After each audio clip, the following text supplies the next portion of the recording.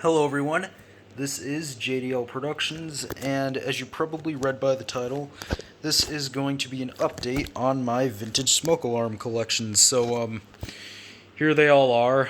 As you can see, my collection has actually grown quite significantly since the last collection update I did in July. Almost to the point where it has actually doubled in size. So, these pretty much all range from the 1970s to the very early 2000s. So, yeah, and I have them from oldest to newest. Yeah, and there are a few that are not included here either because A, they are duplicates of other ones here, or B, I'm going to be sending them out to people at some point. So, yeah, let's just go ahead and get started. So, up here is my GE Home Sentry 8202001. Now I'm not going to be doing a test of this one. I don't know what it is. Like, the thing's just not working for some reason. I tried smoke testing it. It didn't work. I held the button down as hard as I could for like a long time, and it just wouldn't go off. So I sort of gave up and just decided to remake the video. So yeah, I really don't know what's wrong with it. And this is from circa 1975, by the way. So yeah, I do apologize about that. Next one we have is my Gillette Captain Kelly 941 from circa 1976. This is of course an ESL 206 rebrand. I'll go ahead and power it up here. Alright, so I've got the thing powered up here. Now let's go ahead and do a short blast of it.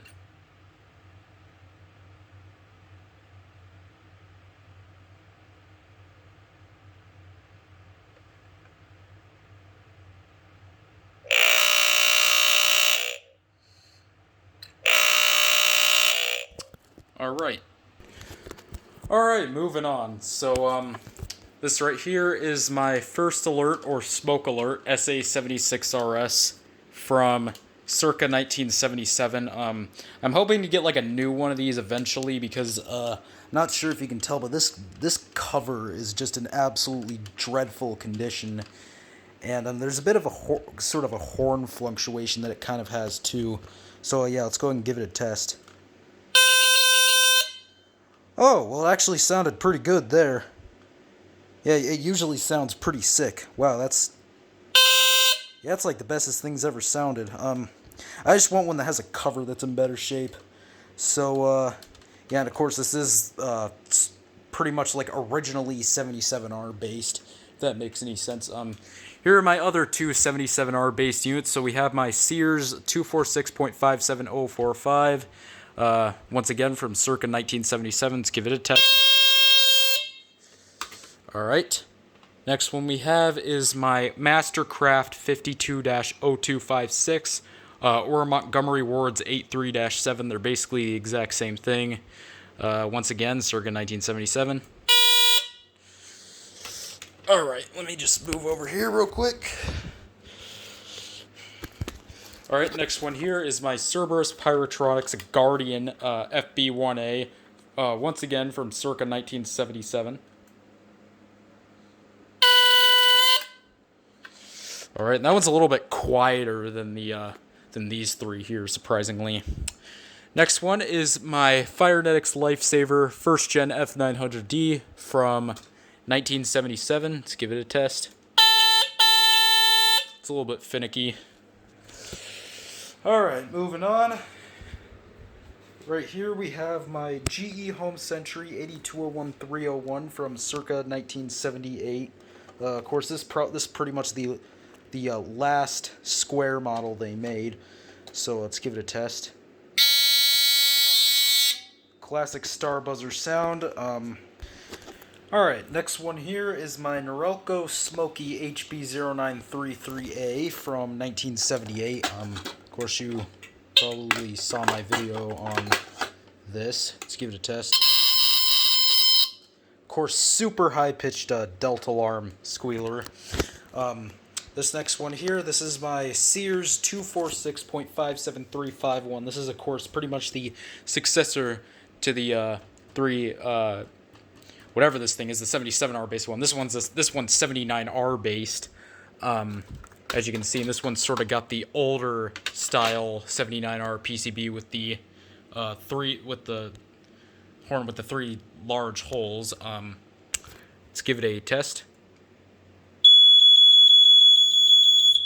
And that one is from circa 1979. Alright, moving on. This next one here is my GE Home Sentry SMK6 from circa 1980. Let's go ahead and give it a test. Classic. This next one here is pretty much its Black & Decker cousin, the SMK60M1. Let's give it a test. That one, of course, beeps a little slower and is about a pitch lower as well. Usually the Black & Decker ones are like that compared to the GE ones. Now, this next one here is my Firenetix FX1014 from circa 1980. This one, of course, is an earlier variant because it has the tiered button, as you can see right there. Let me go and wire it up real quick. Alright, we've got it wired up, as you can see, so let's go and give it a test. And there you have it, classic Kobishi CLB26 sound. Alright, so right here we have pretty much a rebrand of the battery-operated version of this, the FXB. This is my Sunbeam Sentry in 2 4551 from circa 1980. Let's give it a test. Sorry about that. The test button on this thing's gotten a little finicky lately.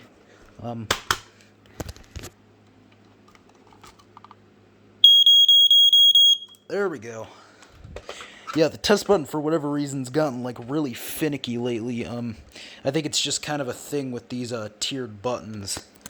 Alright, next up we got my, Chloride Pyrotector Smoke Sentinel 30-52cc. Of course, I just made a video of this yesterday, but I'll go ahead and, test it again for y'all. Alright, so I got it wired up. Let's go ahead and, plug it in and, give it a test. So, here we go.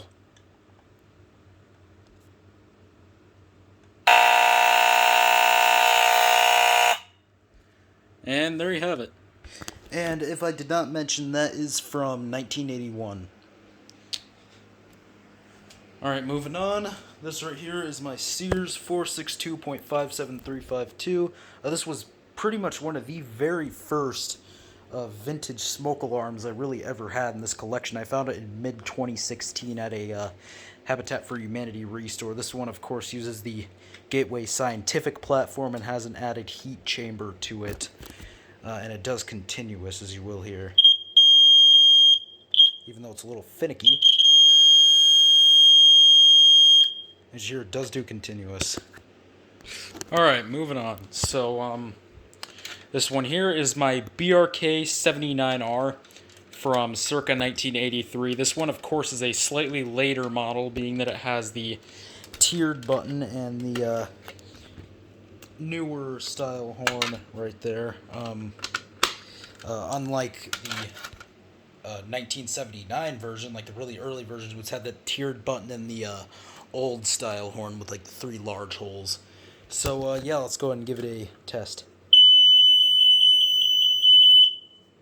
Alright. If I said that was from 1983, I meant 1982. I apologize about that. This next one here is pretty much its escape-like counterpart, the BRK 1200. This one is once again from circa 1982. Let's give it a test. Really bright escape light. I would like to eventually acquire the Sears and the First Alert version of this.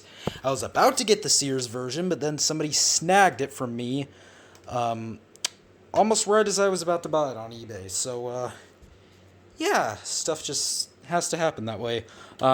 Next one here, this is my Jameson Code 1 CD1 from circa 1982. This one, of course, just like the BRKs, is sort of a slightly later model than the Sunbeam Sentry, in which uses the same platform, because that one, of course, has the tiered button, and this one has the dome button. So, yeah, let's give it a test. Sounds exactly the same though, as you just heard. This next one here, this is my Firenetix Lifesaver 0910 from circa 1984, aka a second gen F900D with a transmitter in it. That's literally what it is. Let's give it a test. Alright. This next one here, this is my Statitrol Smoke Guard 907A2 from circa 1985. Go ahead and give that a test here in a moment.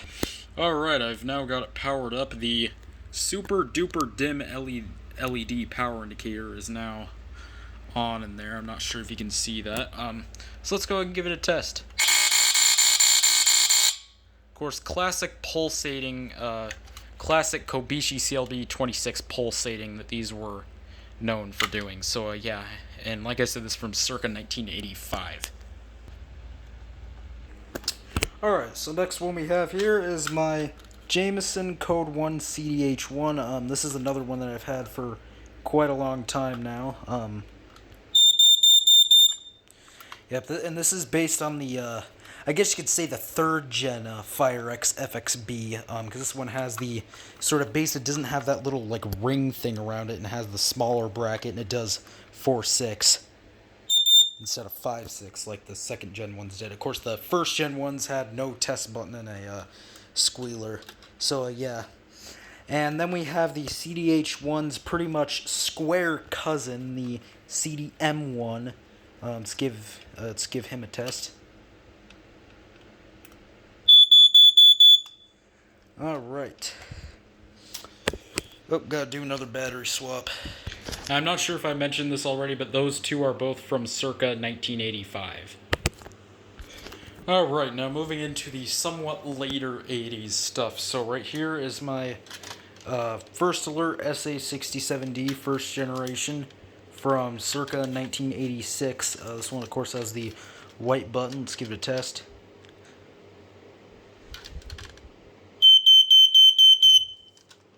There we go. Alright.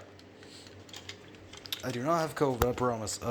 Right here is my BRK 83R from circa 1986. This is one of the early 83Rs. Let's give it a test.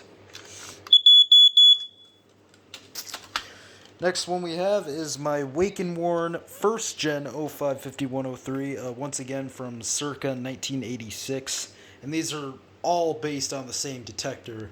So yeah, all three of these obviously all use the same PCB. So yeah, let's give it a test. Now beeps a little faster. If I didn't mention circa 1986. These three are all circa 1986. Alright, moving on. This next one here is my Black & Decker Flamebuster SMK 60M3. This one, of course, is the later one with the test button in the middle opposed to that other one, which is GE style. So let's go ahead and give this one a test. That one, of course, as you heard, beeps a lot slower, too. This next one here, if I didn't mention, that was from 1987. Sorry, I'm probably repeating myself a bunch of times. I just realized I just get kind of paranoid. This next one here, this is by Cerberus Pyrotronics Guardian FRU-3A from circa 1988. Go ahead and power this one up. Alright, so as you can see, I've now got the thing powered up, so let's go ahead and give it a test. As you heard, it just does continuous. And this, if I did not mention, is Decon 330L based. Test it one more time. Alright. Alright, so this next one here, this is my Radio Shack 49466. This is sort of a rebrand of a rebrand. It is a rebranded Universal Smoke Signal SS750, which is essentially based on the Probe 101. So yeah, it's sort of a rebrand of a rebrand. This is from 1990, circa 1990. Let's give it a test. Alright. This next one here, this is my First Alert SA150LT light test with escape light from circa 1990. This is one of the later models before they switched over to the smaller cover design, the SA150LTD. Alright. Alright, so this next one here, this is my Family Guard FG1000C. Of course, this one has the escape light. This is also from 1990. No, I think this one's actually from 1993.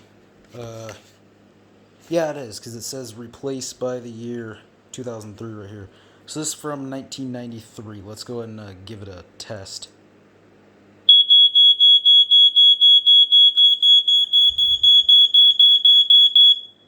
Yeah, and as you saw, the escape light is like still having problems on it. Or is still having issues. It didn't actually start flashing until I let go of the button, and yeah, and it was sort of penetrating, like it wasn't on steady. It's supposed to be on steady. I think what the issue is that the bulb on the inside is like sort of. Yeah, the bulb is like loose, and I don't really know how to tighten it. I've tried tightening it, and it just won't tighten. So yeah, that's sort of what the issue is with it. Moving on, this right here is my Firenetix Lifesaver. Or no, well, this particular one, this is a Fire Sentry 0805, aka the Firenetix Lifesaver 0905, which this particular one's labeled under Fire Sentry, so yeah. Circa 1990, these two here are also from circa 1990 and are pretty much from the same line. This one here is a, go ahead and take these off. This one right here, this is a Firenetix Lifesaver 0906, which is basically just an 0905 with a silencer on it, nothing too special.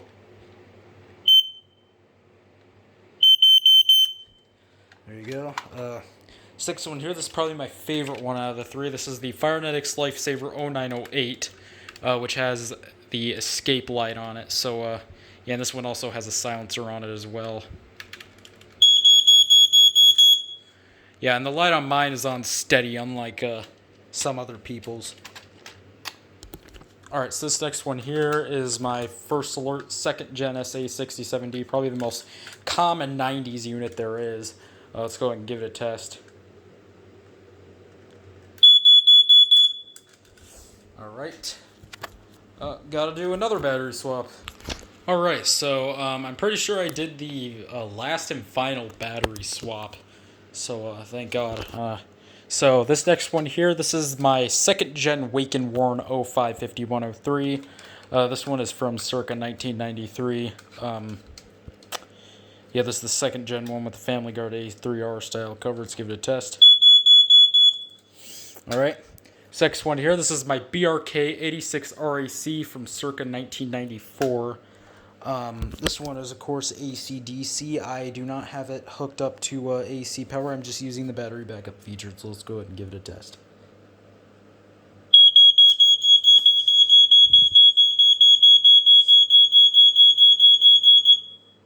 Alright, I was sort of a little off there. This next one here, this is my Firex Model A from 1995. Of course, you've seen this one before. I don't really feel like putting a battery in it because it has this issue where it'll go off the second you put a battery in it. But at the same time, the horn has a lot of problems and doesn't work half the time. So half the time it'll be going off and you won't even realize it. That's what happened in the last collection video when I was about to overview my SA301B and then it started going off. So yeah, because the horn circuit sort of snapped back into place randomly. And yeah, I just don't really feel like dealing with it right now. So yeah, I'm not going to test that one. I have tested it before though. If you want to hear it, just go to the video I made of it or my previous collection video. This one here, I haven't actually showed you guys yet. This one is an American Sensors SA360. This one is from 1998, and believe it or not, this is a UL listed model for the States. Of course, you don't usually see these hardwired late 90s decon alarms here in the States. They're more common in Canada and the UK. But yeah, I'm going to go ahead and wire it up and do sort of the official test on my channel for you, because I have not actually done a video of this yet, so I'll be right back. Alright, so I've got it powered up and it is chirping for some reason. I'm not sure why. And the power indicator is very similar to the one on the 2002 RIC. It's just a solid green power indicator, and there's no like LED lens or anything. So yeah, and like I said, this is from 1998, but the surprising part is that if I test it,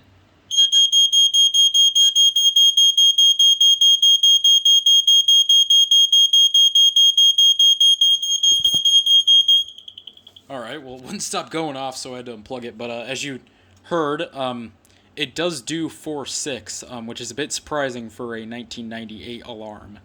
So, yeah, here in America at least. But this is one of the very rare ones, like I said, that is a UL listed model. So, yeah, maybe they were just too lazy to change it to code 3. I don't know what the deal was, but yeah, that's this.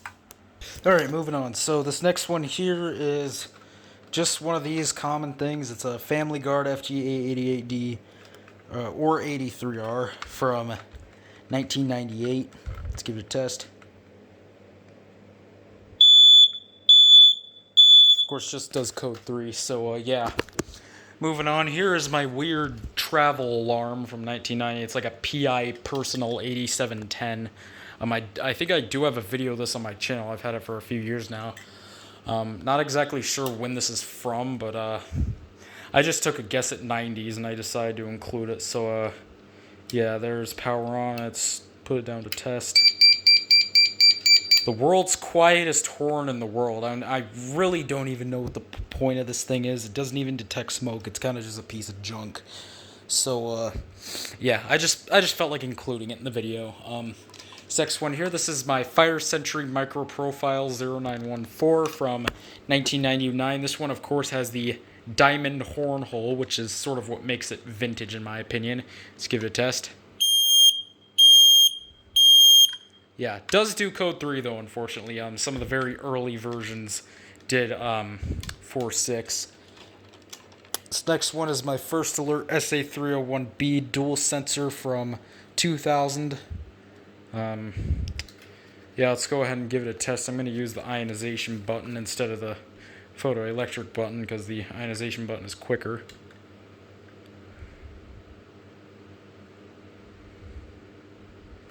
Come on.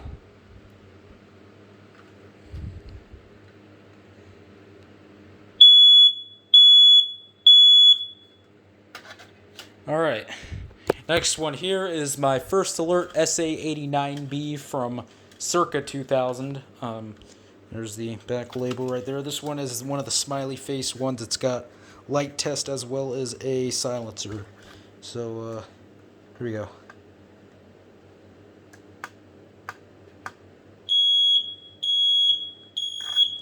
Alright. This one, these are both carbon monoxide alarms. I just felt like including them. This is my First Alert FCD1 from circa 2000. I'm not sure if I've made a video of this yet. I found this at a DI, Desert Industries thrift store when I was in Utah a few months back. Now these used a sensor pack module, which is no longer made, so I cannot test this because that's the way it was powered. So yeah. This next one here, this is my First Alert FCD3 carbon monoxide alarm. I believe this is from 2003. I'm not positive though. Yeah, it's from like 2003 or something like that. But yeah, I just figured I'd include it because these have not been made since like the very early 2000s. So yeah, let's go ahead and give it a test. I think I have a battery in it.